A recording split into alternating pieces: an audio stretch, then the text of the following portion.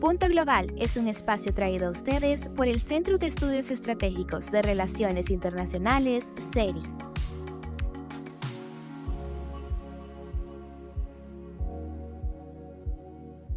Bienvenidas y bienvenidos a un nuevo episodio de Punto Global.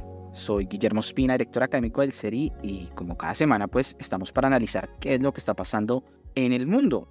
Y en el día de hoy me acompañan Florencia y Ana, que son miembros del CERI, de este proyecto de Punto Global.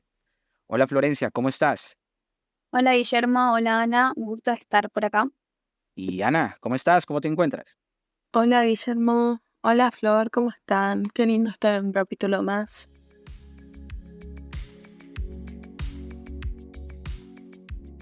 Bueno, y antes de meternos a lo que está pasando en las campañas de Estados Unidos y sobre todo en esta convención demócrata que se viene esta semana, pues vamos a hablar sobre el no tema, esta sección de Punto Global en la cual los voluntarios del CERI nos cuentan sobre lo que está pasando en la realidad internacional. Entonces, Flor, ¿qué nos traes hoy como no tema? Bueno, para esta sección quería contar sobre la orden emitida de detención internacional este 14 de agosto por las autoridades de Alemania contra un ucraniano sospechoso de llevar a cabo las explosiones que dañaron el gasoducto Nord Stream hace 2 años. Estas explosiones provocaron la fuga de gas de los gasoductos Nord Stream 1 y 2, que eran los principales conductos que transportan gas ruso a Europa, y dieron lugar a una operación de gran envergadura para encontrar a los responsables. Bueno, Flor, muchas gracias. Y Ana, ¿tú qué nos traes de no tema en esta semana? Bueno, el no tema que voy a hablar hoy tiene que ver con mi no tema anterior y con el capítulo en el que nos vamos a adentrar, que tiene que ver con la elección de vicepresidente que ha tenido la candidata a presidenta Kamala Harris, quien ha sido Tim Walz, quien hasta ahora es el gobernador de Minnesota desde el 2019, quien se declara y es bastante progresista. Él ha logrado la despenalización de la marihuana en Minnesota, la creación de nuevos puestos de trabajo, se busca en su campaña principalmente la contención a niños y quiere garantizar un comedor accesible para que los niños puedan estar listos para lo que conlleva sentarse y estudiar en la escuela. Busca también acompañar en temas de salud y que las mujeres puedan tener acceso a la misma, entre otras cosas. Esta semana han habido choques entre este candidato y su competidor, que es J.D. Vance, y han sido bastante candentes. Se espera por ahora que haya un debate el 1 de octubre y quieren que hayan algunos más para que todo el mundo esté contento y tranquilo en este proceso de elecciones. Así que la verdad que a mí personalmente me parece una gran carta que esta candidata ha presentado y veremos cómo se va desarrollando en el paso del tiempo. Ahora sí, seguimos con nuestro capítulo de hoy. Bueno, muchas gracias, Ana. Y entonces vámonos con nuestro tema de este episodio. Empezamos con los 30 días que cambiaron todo en la carrera por la Casa Blanca. Desde el desastroso desempeño del presidente Joe Biden en el primer debate presidencial, al atentado contra el expresidente Donald Trump, la selección de J.D. Vance como parte de la fórmula presidencial republicana y finalmente una decisión sin precedente en la historia política del país. Biden anuncia que no buscará la reelección. Ahora es la vicepresidenta Kamala Harris en plena campaña como candidata presidencial demócrata de facto y batiendo récords de donaciones al hacerlo. Ours is a fight for the future.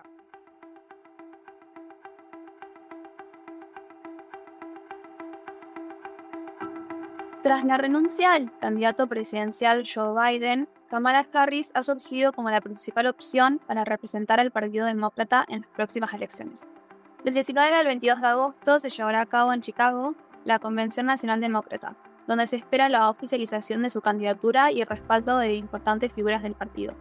De este modo, Harris se prepara para enfrentar al expresidente Donald Trump en las elecciones de noviembre, y para entender lo que está ocurriendo en estas elecciones en Estados Unidos y el panorama a 3 meses de las elecciones, nos acompaña Rafael Piñeros Ayala.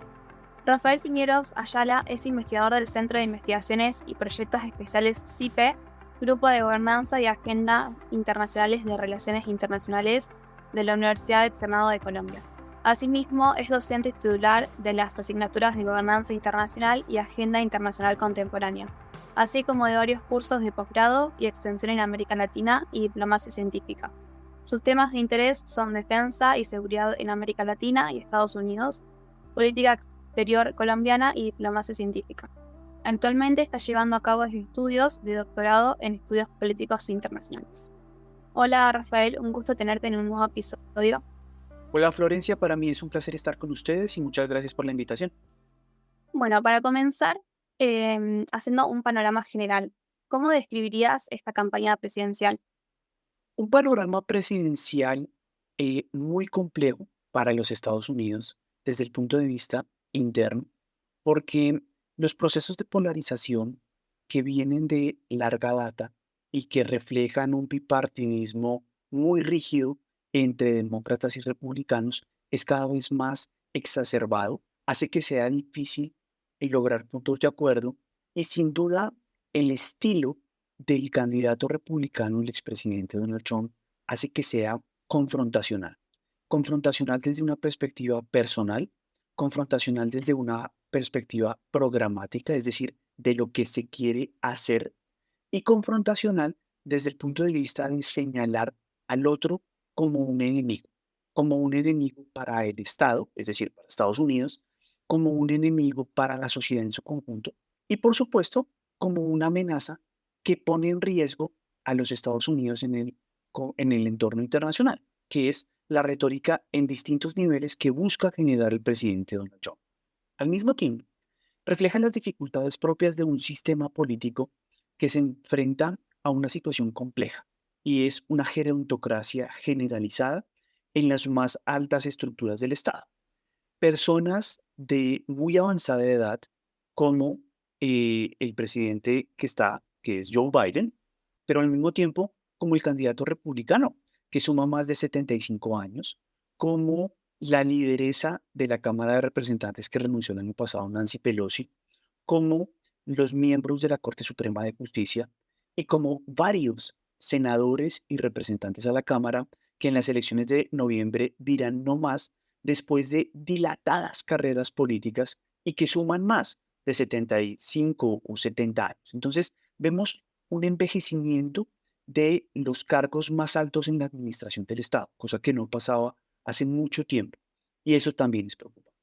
Y al mismo tiempo, unos desafíos propios de lo que significa construir sociedad o mantener cohesionada la sociedad a nivel interno, es decir, dificultades propias de la integración de los migrantes, dificultades propias de economías desarrolladas y es de un generalizado bajo crecimiento económico, dificultades propias de un encarecimiento general de los precios que hace que sea más difícil para los grupos con más bajos ingresos en la sociedad.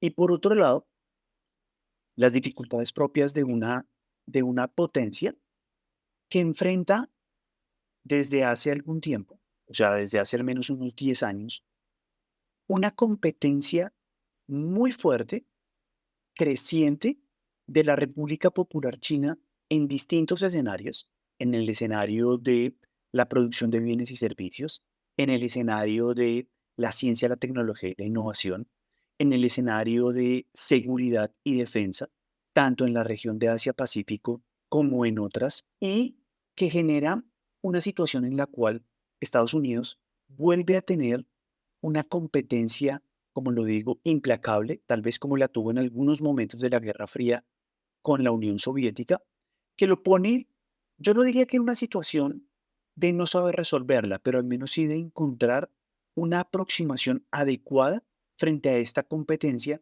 que es implacable, que tiene muchas herramientas a disposición y que ha logrado generar un entorno propicio y favorable para la recepción de China y la asimilación de China en distintos niveles y en distintas regiones. Ese sería como mi panorama general de cómo veo la elección de noviembre próximo.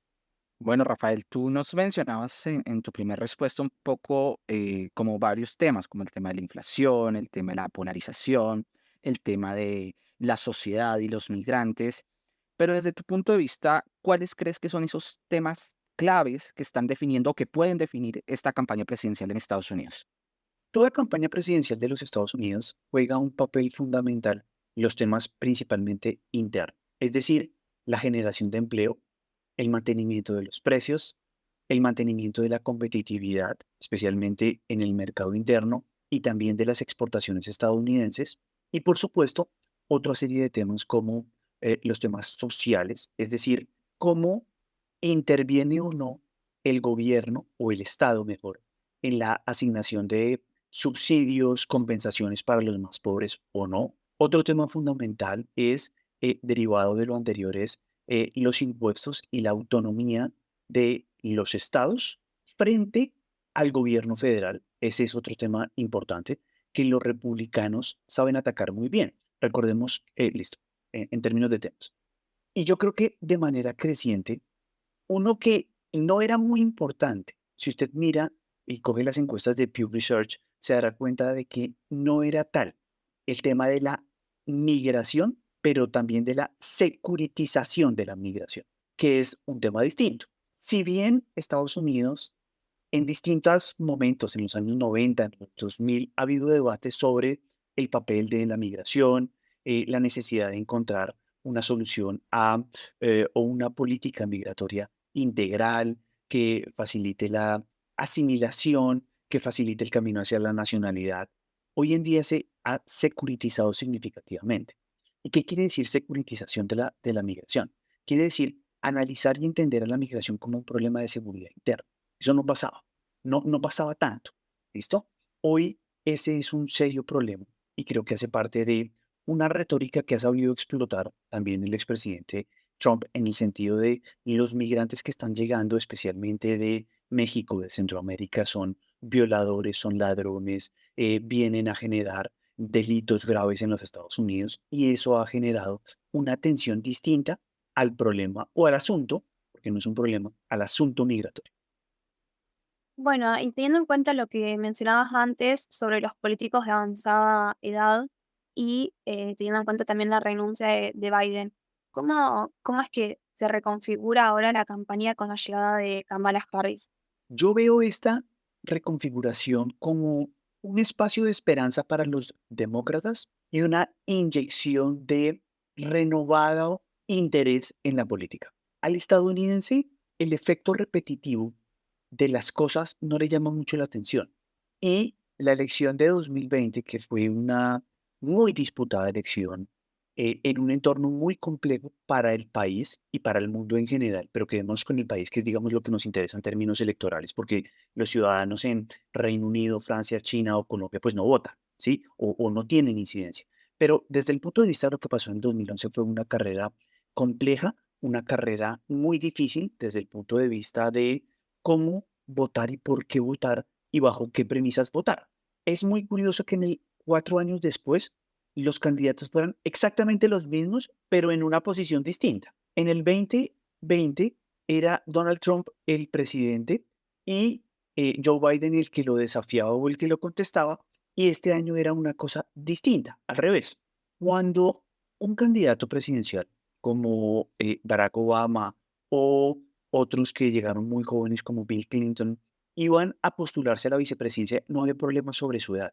Y el issue de la edad se convirtió en un asunto fundamental que generaba pues un apoyo especialmente de las bases más jóvenes demócratas a su candidato, a su presidente, que era Joe Biden, pero una baja credibilidad. El cambio de Kamala ha generado un impulso que fue inmediato, especialmente en las encuestas, tanto a nivel nacional como a nivel estadual. Hoy Kamala ha recuperado un terreno que se consideraba perdido y es competir de una manera fuerte, sin ser agresiva, por ganar en estados como Wisconsin, como Michigan, como Pensilvania. En otros ha habido una respuesta más lenta, como el estado de Arizona, como el estado de Georgia, pero sí ha habido un cambio. Entonces, para los demócratas significó un bálsamo, para los demócratas significó un renovado interés. Kamala no tiene 30 años, Kamala es una mujer madura que va a cumplir 60, pero es 15 o mal contados entre 15 y 18 años más jóvenes más joven que el presidente Donald Trump. Entonces, la excusa de ataque generalizada de los republicanos hacia los demócratas se cayó, porque hoy tienen una candidata madura, una candidata que ha sido fiscal de distrito, fiscal general del estado, representante a la Cámara, senadora, vicepresidenta. Entonces tiene todo un recorrido que hace que sea mucho más difícil, o sea, que hace que sea más fácil de atacar por las decisiones que ha tomado en distintos niveles, pero madura en el sentido de que ha sabido cómo responder a la crítica. No con agresividad, pero sí con humor, con alegorías a los errores que también comete Donald Trump y que no se veían porque sencillamente los de Joe Biden eran más evidentes, ¿cierto? Entonces, hoy creo que están en una mejor posición, lo han estado en los últimos 20 días y como suele suceder, el impulso de la semana entrante alrededor de la convención demócrata va a generar un impulso adicional que vamos a ver cómo queda configurado para el otoño, la campaña presidencial. Y cuando digo el otoño es los meses de septiembre y octubre que serán definitivos a la hora de saber quién va a ser el presidente o la presidenta de los Estados Unidos. Bueno, Rafael, y tú precisamente mencionas la convención demócrata, digamos, como una pregunta lógica, como para comprender, digamos, desde esta geografía, desde Latinoamérica, ¿en qué consiste esa convención demócrata? Digamos, si tú podrías explicarnos brevemente y como qué podríamos esperar que ocurra en este evento. Las convenciones tienen múltiples propósitos. El primero y más importante es ratificar al candidato del partido. ¿Listo? Pero adicional a esa ratificación es cuando los líderes más importantes, es cuando las personas de base del partido exponen la visión del Estado y la visión de lo que proponen para ganar las elecciones. Entonces, es importante, es larga, puede que en algunos momentos sea tediosa, porque va a haber una exposición sobre cómo ven los demócratas temas como la inmigración, el cambio climático, la justicia, los derechos sexuales y reproductivos. Es decir, va a haber una gran exposición programática porque es la presentación del partido. ¿Listo? Y al mismo tiempo, esos pesos pesados al interior del partido exponen por qué Kamala Harris es la candidata que hay que elegir y que hay que promover. Sirve al mismo tiempo para recaudar fondos. En los Estados Unidos se acercan y se van a acercar los donantes individuales y colectivos para decir, ok, yo quiero participar, creo en esto y por lo tanto influir de alguna manera en la identificación y en la selección de los temas de la agenda. Pero históricamente sucedía algo que es fundamental, y es cuando el conjunto de las elecciones primarias en cada uno de los 50 estados de la nación iba dando unos resultados que en esta ocasión fue distinto, porque como el presidente Joe Biden inició de una manera adecuada el proceso de primarias por allá en diciembre en Carolina del Norte, pues ese proceso se detuvo a mitad de marcha y digamos que hubo un acuerdo tácito de que los delegados demócratas en los distintos partidos fueran a votar por Joe Biden en la convención, ¿cierto? ¿Por qué? Porque no tenía una oposición muy fuerte. Entonces, ante la renuncia de Joe Biden y ante el impulso que éste le da a su vicepresidenta, pues entonces lo que va a haber acá es una proclamación, como eventualmente también la hubo en la convención del Partido Republicano, pero recordemos que en el proceso de primarias también hubo algunos compromisarios republicanos que votaron por Nikki Haley y por otras figuras republicanas que en los primeros estados le hicieron competencia a, a el candidato Donald Trump. Tendríamos que regresar en el tiempo a el año 2008, si se quiere, para haber visto una competencia muy interesante al interior de la conferencia o de los demócratas entre Hillary Clinton y entre el entonces candidato Barack Obama para que hubiera habido como una competencia alrededor de compromisarios y delegatarios. Listo. Entonces, en esta, pues obviamente va a haber una confirmación, va a Kamala Harris a exponer cuál puede ser su hoja de ruta para, yo creo que continuar, no lo voy a decir mucho, porque obviamente se tiene que distanciar de Joe Biden, pero acá hay un programa eventualmente de continuidad y eventualmente de profundización sobre algunas políticas que Kamala considera son importantes para asegurar el normal desarrollo de la sociedad en los Estados Unidos. Ese es el juego de la convención. Para resumir, elegir y ratificar al candidato, proponer la hoja de ruta y la hoja programática de lo que será el Partido Demócrata, cómo vamos a ganar las elecciones en los distintos estados que son bisagra o que son muy competidos, incrementar el número de recaudación de fondos para la campaña y, por supuesto, hacer todo lo posible para que en los próximos 2 meses Kamala sea la presidenta de los Estados Unidos desde la perspectiva demócrata.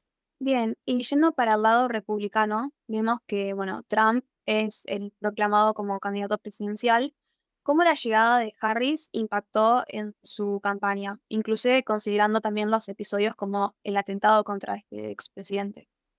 Los analistas en Estados Unidos dicen que no se lo tomó muy bien porque le cambió el ángulo de aproximarse a la elección. Recordemos que el último encuentro entre Joe Biden y Donald Trump fue catastrófico para Biden, en el sentido de que tuvo muchas dificultades con su voz, tuvo respuestas incoherentes, no supo cómo atacar a el presidente Trump y tal vez esa frase de ni siquiera sé qué es lo que el otro está respondiendo, caló mucho, caló muy fuerte en el sentido de que Trump se sentía fuerte y se sentía casi que ganador sin decirlo, con mucho tiempo de antelación. Listo.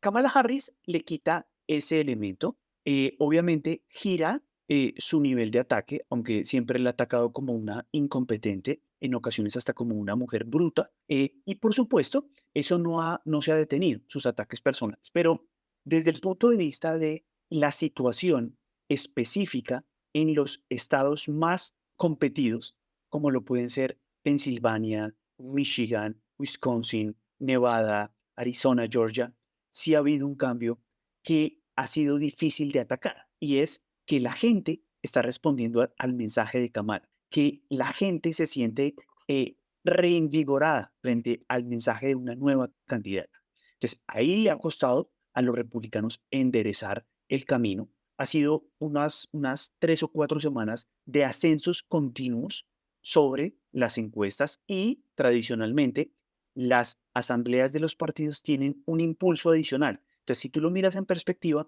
va a ser casi que un mes de exposición mediática muy fuerte de los demócratas, a pesar de lo que usted señaló, y fue un atentado. Un atentado tradicionalmente genera algo de empatía sobre la persona a la cual le ocurrió ese hecho. Pero tal vez el discurso divisivo, conflictivo de Donald Trump hace que no necesariamente haya surgido eso y que no necesariamente se vea como un problema. Listo, le hicieron un atentado, pues hay que continuar. Y eso creo que es lo que está pasando. Entonces, le ha costado trabajo encontrar un enfoque que le dé resultados en grupos de opinión y que le dé resultados frente a la opinión de la gente. Porque hoy creo que la delantera la tiene Kamala. ¿Y por qué la tiene Kamala? No solo porque los líderes del partido le dan el apoyo, porque los delegados reconocen que Kamala es la candidata que lo van a ratificar la próxima semana, sino creo que la elección de su vicepresidente también fue un acierto. Si quieren podemos profundizar de eso, pero creo que le ha ayudado. Entonces, han sido unos 30 días de una exposición muy fuerte de los demócratas a favor de la candidata presidencial Kamala Harris. Bueno, Rafael, precisamente tú mencionabas los vicepresidentes, las fórmulas vicepresidenciales, pues históricamente en Estados Unidos son muy importantes, ¿no? Vimos el caso de Lyndon B. Johnson después del asesinato de Kennedy, Joe Biden fue vicepresidente y tenemos aquí Kamala Harris también siendo vicepresidenta y tenemos la elección de estos dos personajes, de J.D. Vance por el lado republicano y Tim Walz por el lado demócrata. Precisamente tú nos comentabas cómo ha impactado la elección de estos dos personajes en esas campañas. ¿Cómo lees esta selección? La selección del vicepresidente es importante, pero no es determinante. Los vicepresidentes cumplen una labor a veces un poco sol y sombra, balancear un candidato que tiene unas características personales y políticas de una forma versus otras. Entonces creo que Kamala le ofrece, perdón, Tim Walz le ofrece eso a Kamala y es hasta cierto punto complementariedad. Kamala es una mujer seria, es una mujer abogada que ha sabido granjearse en un entorno político que sigue siendo más difícil para las mujeres. Un lugar, listo. Kamala es una candidata fuerte. Tim Walz es una persona, es una buena persona, en el buen sentido de la palabra. Es agradable, es divertido, es cercano a la gente. Entonces hacen un balance, ¿listo? Hacen un balance interesante. J.D. Vance es visto más como un reemplazo eventual de Donald Trump.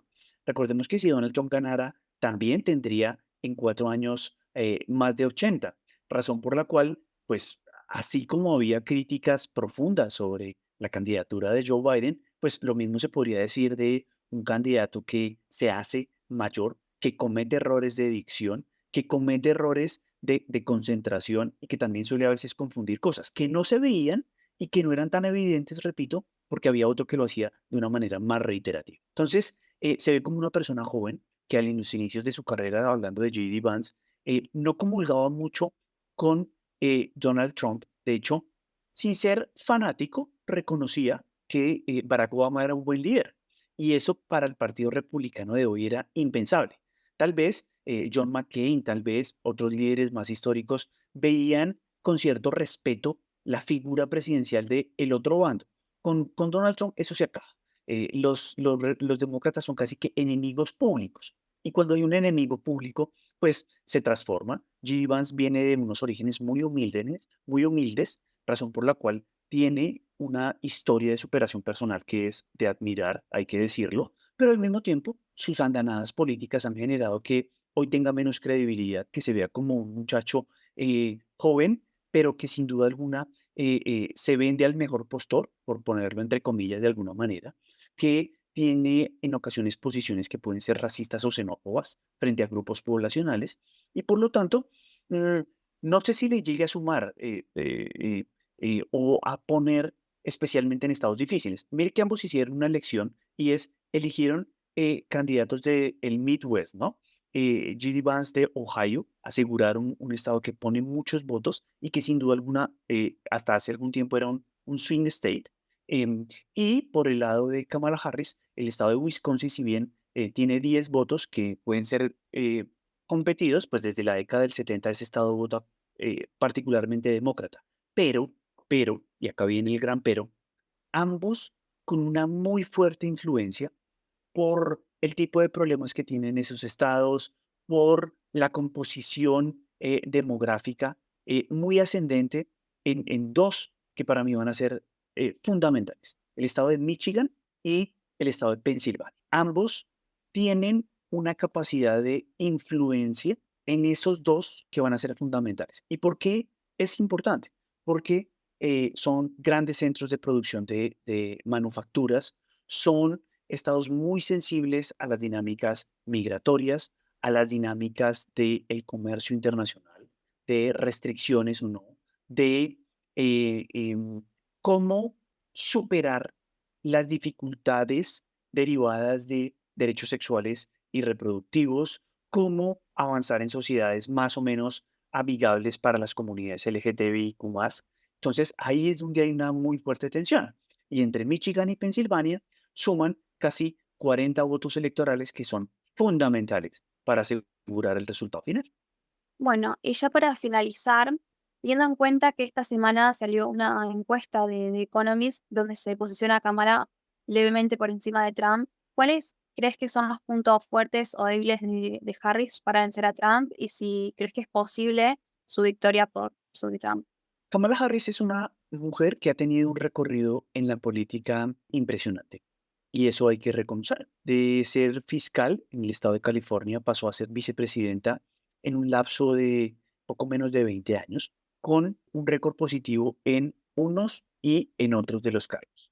Kamala Harris representa una mujer distinta a la anterior candidata que fue Hillary Clinton. Hillary Clinton era una mujer excesivamente bien preparada. Su enfoque fue tratar de demostrarle al hombre estadounidense y a la sociedad en general que era capaz. Y Kamala no ha cometido tal vez ese error. ¿A qué voy? Cuando usted ha analizado las elecciones del 2020 entre Hillary Clinton y el presidente Donald Trump, la página de Hillary Clinton parecía la página de un think tank. Había informes muy bien construidos para cómo lidiar con la economía, cómo lidiar con la seguridad, cómo lidiar en política exterior. Y se la puso muy fácil al presidente Trump porque Trump simplemente la atacaba por todos y cada uno de los flancos que ella misma abría. Kamala es una mujer mucho más astuta, mucho más sagaz, que sabe en qué momento tiene que opinar y bajo qué audiencia se tiene que comprometer. Eso también es un importante activo. ¿Cuáles pueden ser sus puntos débiles? Kamala Harris está siendo atacada sin razón y sin sentido por los republicanos como una mujer enemiga de la familia tradicional, porque no tiene hijos propios. Y eso me parece que es un ataque personal un poco bajo y un poco injustificado. Kamala Harris al mismo tiempo es vista como una persona voluble que a veces duda para la toma de decisiones, porque le gusta tener un consenso o tratar de generar un consenso, a pesar de saber hacia dónde quiere ir en términos medioambientales, por ejemplo. Ha sido dubitativa frente al fracking. En términos de seguridad, ha sido dubitativa frente a medidas de mayor financiación o menor financiación frente a los cuerpos de policía, y creo que esos pueden ser elementos que le pueden restar. Al mismo tiempo, es visto como una más de las políticas californianas en el sentido de muy liberal y muy alejada del grueso de lo que significa los Estados Unidos. Estados Unidos no es California, dicen algunos desde las toldas conservadoras. Entonces creo que ahí pueden ser las dificultades. Que se puede ganar cuando se produjo la dimisión del presidente Biden. Mi percepción es que era menos probable una derrota de los demócratas, menos probable. Hoy creo que es posible que haya una victoria demócrata si hay trabajo muy fuerte para limitar la confrontación, que creo que es algo que le está gustando al público estadounidense, y se puede responder sin atacar.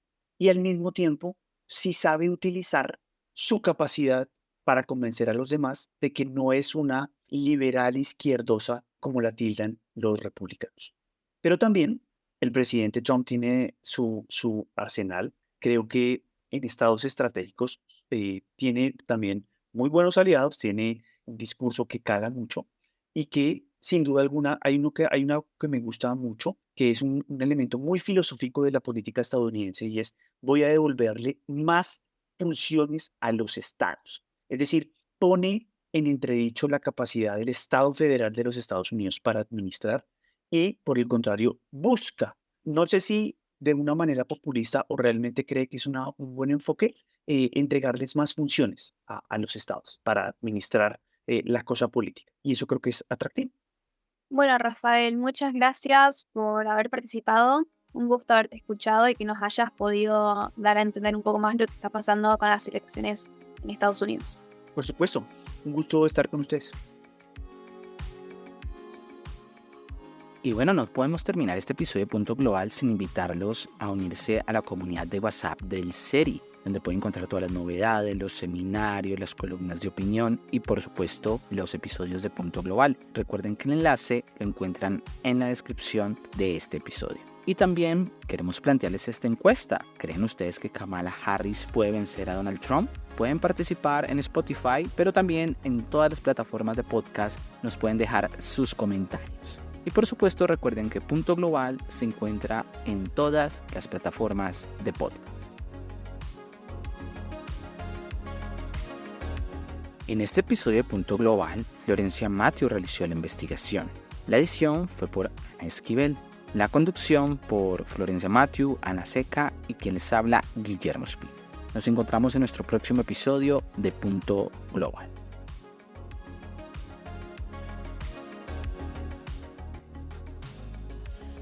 Recuerden que pueden encontrarnos en las distintas redes sociales.